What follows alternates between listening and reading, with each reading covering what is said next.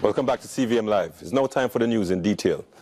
Prime Minister Andrew Holness is confident of votes in the next general election, noting that the JLP has produced results during their time in office. CVM Live's Joel Kroskill reports.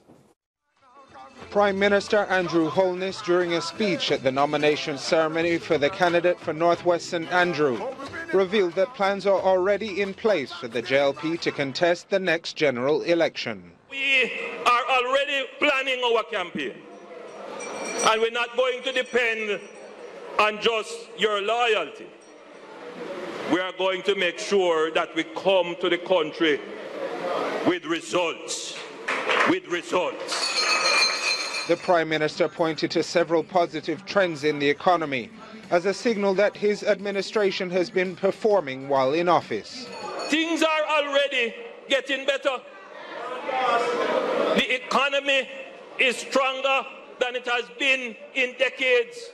Employment is at the lowest it has been in decades. Inflation is trending downwards, and we have transformed our foreign exchange system. You remember one time, the only place the US dollar could go is up. Nowadays, it might go up, but then it starts to go down. One of the transformations the Prime Minister would like to see is that of the Jamaica Constabulary Force. You can't listen to the radio without hearing talk about crime and violence in our society and the need to transform the police force. That transformation is necessary and will be done. We will ensure that Jamaica has a transformed Jamaica Constabulary Force. He says a similar transformation is being undertaken in the justice system as well. Joel Kroskill, CVM Live. Dwayne Smith, parish councillor and son of former North West St Andrew Member of Parliament Derek Smith, yesterday endorsed the man who was given the green light ahead of him to represent the JLP in the upcoming by-election, Dr. Nigel Clark. As Nika Lewis reports, the party admits there is much to do, but hopes to put the hurt behind them. It was an area council meeting long overdue for the people of Northwest St Andrew, with an ailing MP who recently retired, sending the party to seek an urgent replacement. Councillor Dwayne Smith had hoped to succeed his father, but did not get the party executive's approval. However, he appeared not to be green with envy, just hurt. He stressed the fact that his father sacrificed his health and family for the party, and he hoped to follow suit despite the hurt. There's no greater dream I've had in my life than to represent the people of Northwest St Andrew in Parliament. But again, I will say to you, the party's interest comes first.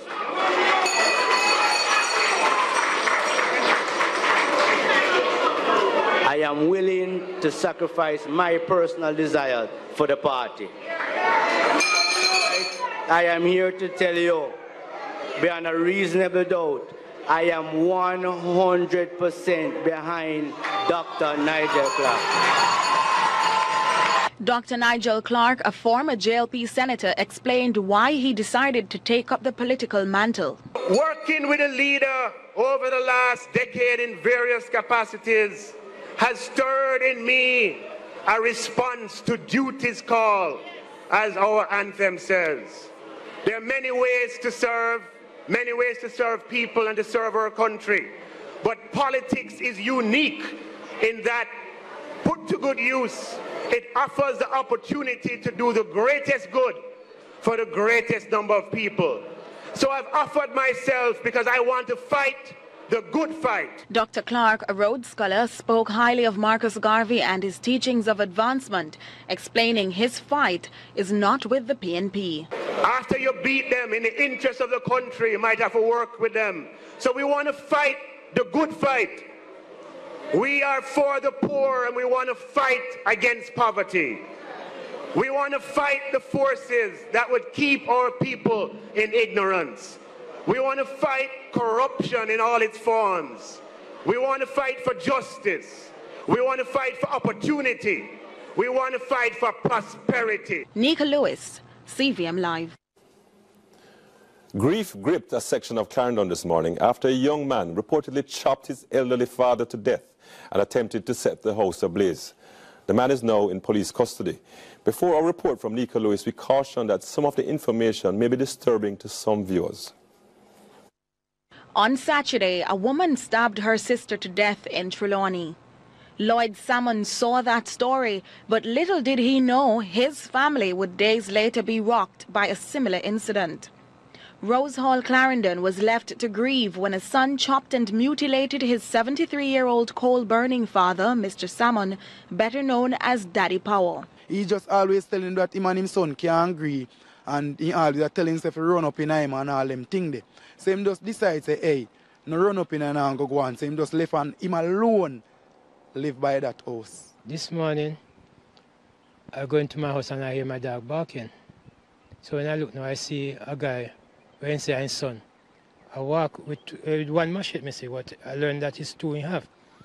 But me I wonder, why does I walk like that? Me I wonder if I go a bush before him father. So now, true father said something to me yesterday. Say the guy talking some crazy stuff. He not trust him and not trust his sleep with him in the house. A house he went to live in after a raging family dispute in the marital home where the son lived is the very house he would be killed by his own flesh and blood. I see the dresser over his head to his stomach. When we look, the whole inside come out, tear out completely, ribs and everything gone all over the whole place. On my observation, I realized that he was trying to even light the place of fire because we see the gas buckle and the papers.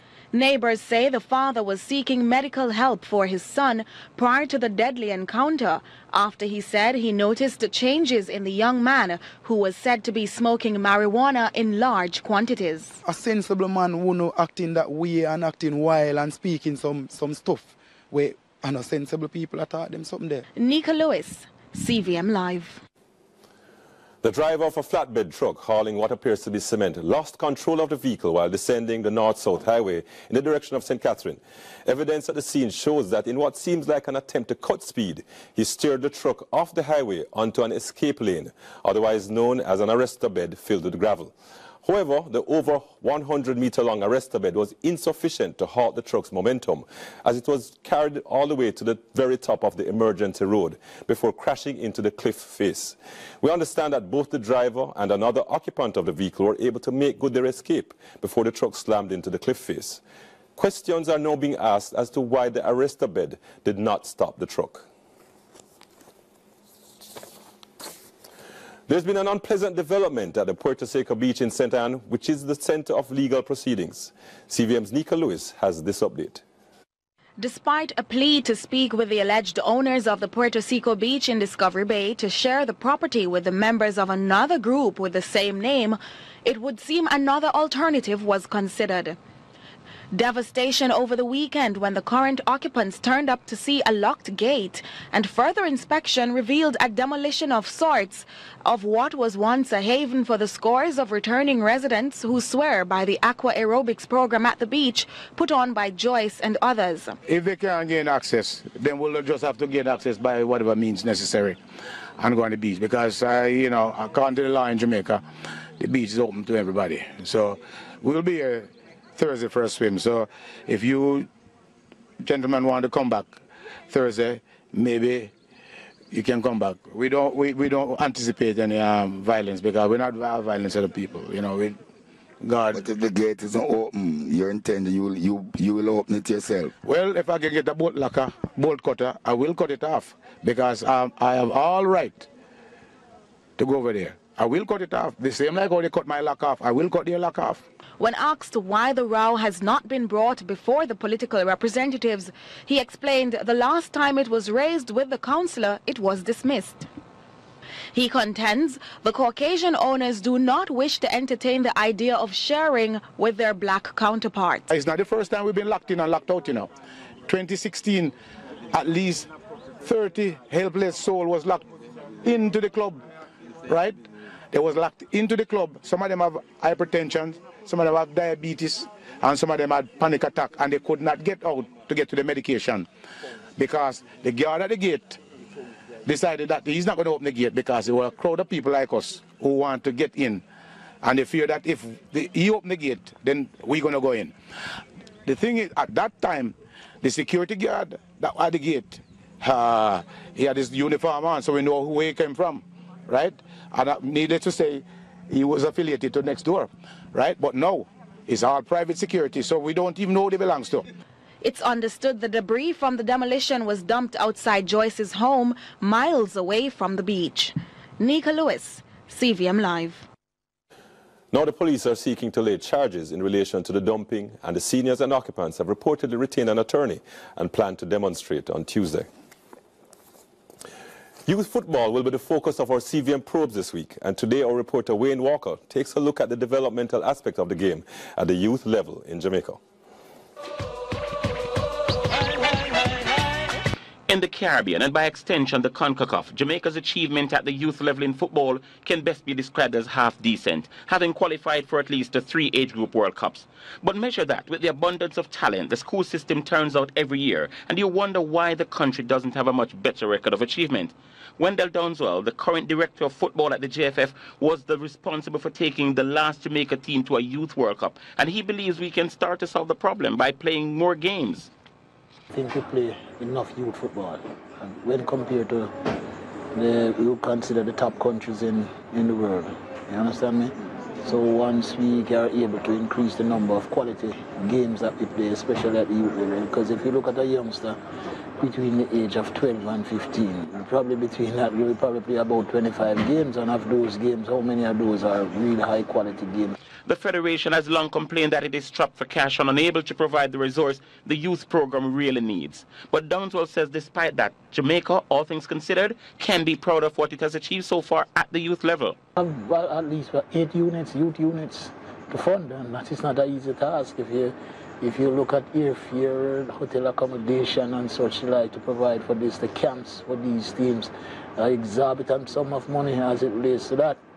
So therefore, with the limited resources they have, I think they have been doing a good job over the years. We have qualified for 2, 3 Youth World Cup. One can point to the overwhelming sponsorship from corporate companies. Youth football in countries the likes of the United States, Mexico and Panama get as one of the reasons they do so well on the big stage. Downswell would love that to be the case here in Jamaica, but he doesn't see that anytime soon, if ever. Look at the corporate entities, the major conglomerates in Jamaica. They'll go to the hierarchy, the top, the creme de la creme part of the football arena. Not many people want to willingly invest in youth development, as it's because that it spans over a longer period of time, and if you notice, they probably don't get that glamorous thing presently. Hopefully, they will be able to buy into the vision of youth development. Cavalier Football Club is currently setting the Red Stripe Premier League alight with its brand of football and the results they're getting. And their technical director, Rudolph Speed, has done it mostly with youth players. And he believes that we have been left behind as a country because we're not treating the sport like the multi-billion-dollar business that it is. A lot of very important details, especially the business of football. We have not capitalized on that. Generally, our GDP in football is still somewhere about 500, 600 million a year. The world GDP on football is over 500 billion. So if you just do the quick maths, we should be earning over $2 billion per year for Jamaica, somewhat there on average. Tomorrow, we will chat with the former national under-17 coach Andrew Edwards to get his perspective. For CVM Probes, I'm Wayne Walker. Time to go overseas for a look at the regional and international news. Thanks, Richard. Now for regional news. In Barbados, a Jamaican national, Leon Davis, will spend the next 12 months in a Barbados prison after pleading guilty to trafficking cannabis. 20-year-old Davis arrived in Barbados on Tuesday, January 30, and after clearing immigration was interviewed by members of the drug squad. He was subsequently referred to a hospital where he passed out a total of 35 transparent plastic wrappings containing cannabis.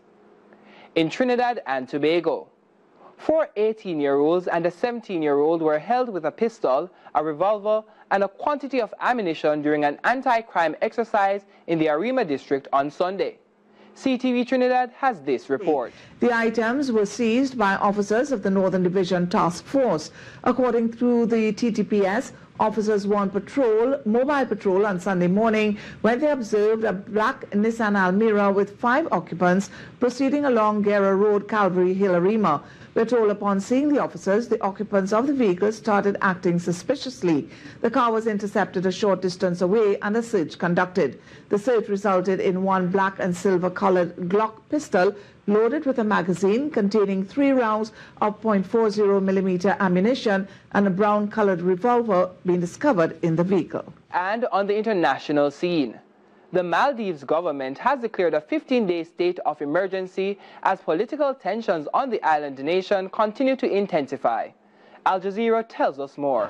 Opposition politicians film outside Male's criminal court, waiting to hear the fate of their colleagues Ilham Ahmed and Abdullah Sinan. They were arrested and charged with bribery upon arriving in the country on Sunday. A judge dropped the charges and released them. They are 2 of nearly 20 politicians affected by a Supreme Court ruling that has created a political crisis in the island nation. Maldivians celebrated on Thursday when their top court called for the retrial of 9 opposition politicians, including exiled former President Mohamed Nasheed. And the judges reinstated 12 MPs who had lost their seats for siding with the opposition. But one day of celebration soon turned into 4 nights of protests when President Abdullah Yameen refused to comply with the ruling. Parliament was scheduled to reconvene after a recess on Monday, but the President said it would be closed indefinitely and imposed a state of emergency for 15 days. That's it for regional and international news. I am Nicole Wilson. Back to you, Richard.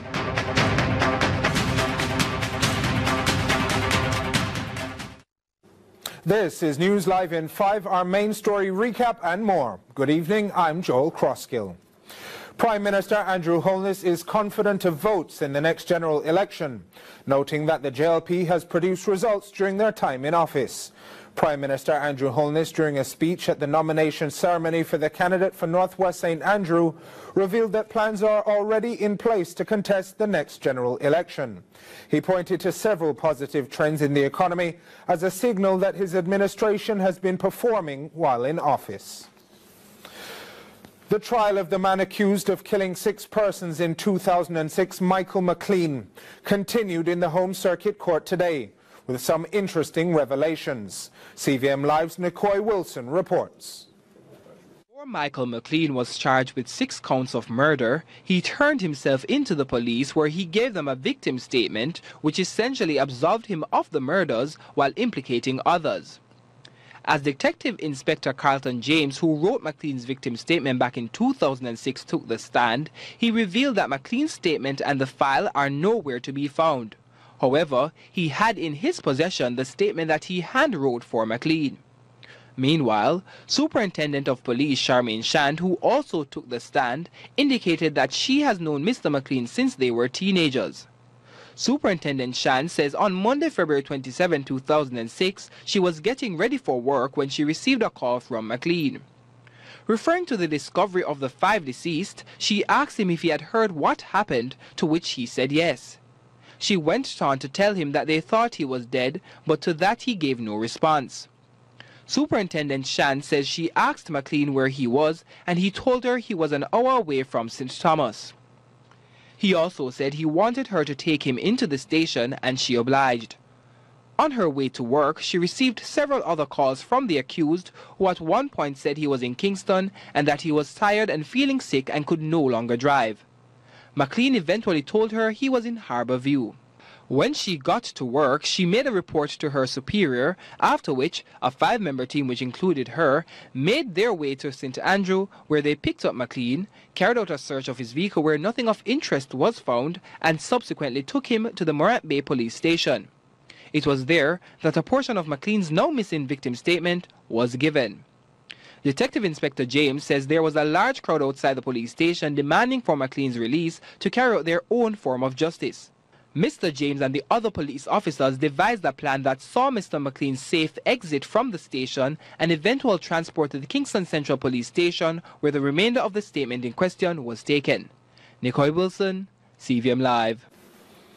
Jamaica is again being placed on alert about the likelihood of being hit by an earthquake.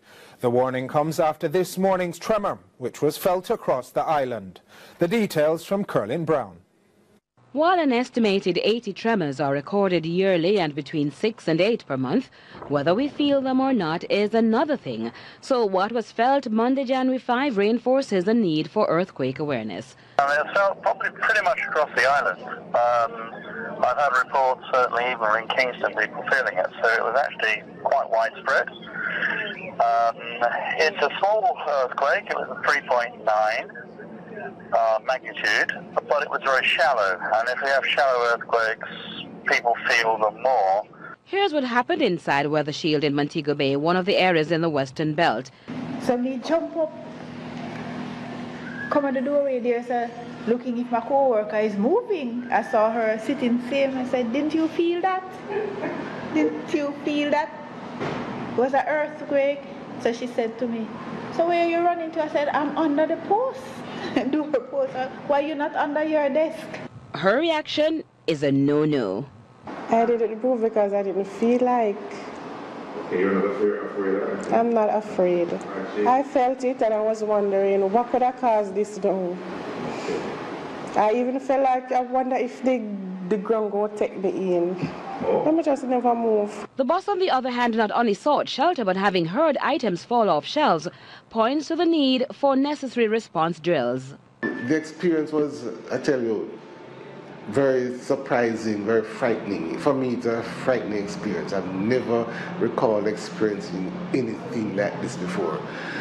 So I don't know if it's something that's going to be happening again, but we need to take the necessary precautions to ensure that our staff is safe, because we are quite nonchalant when it comes to these things. You have not experienced a major earthquake and so forth, so we take it lightly. Very lightly, but it can be very serious. It can be deadly, as a matter of fact. To the point, it was a felt earthquake. It wasn't a gigantic one, but it does keep us aware.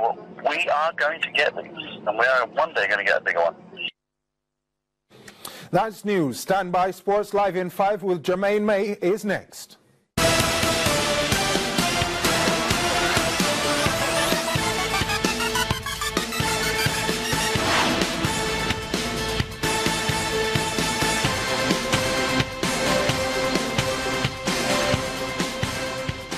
Thanks, Joel, and welcome to Sports Live in 5. My name is Jermaine May.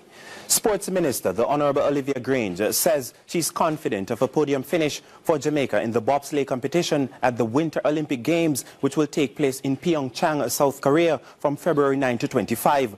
The minister's optimistic assessment came after her video conference with team members Jasmine Fenlater Victorian, Kari Russell and Audra Segre, who are the first Jamaican women to qualify for the bobsleigh competition at the Olympics. The competitors, Campbell and Dudley Stokes, spoke with Minister Grange and bobsled President Chris Stokes from South Korea.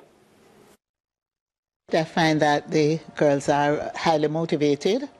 I was happy that I had a chance to interact with them. I am confident that the team is ready, that the head of the delegation has things under control, that Tal Stokes, who is I would say the head coach or the power behind the coaching team, is very confident. Team captain Dudley Stokes, team leader, is really there with the athletes now and is making them familiar with the history and the responsibility that they have as the first women team and coming on the 30th anniversary. And as part of that, it was important that they speak with Minister Grange to get a sense of where we're coming from, what it means for sport, but also for gender equality as the first female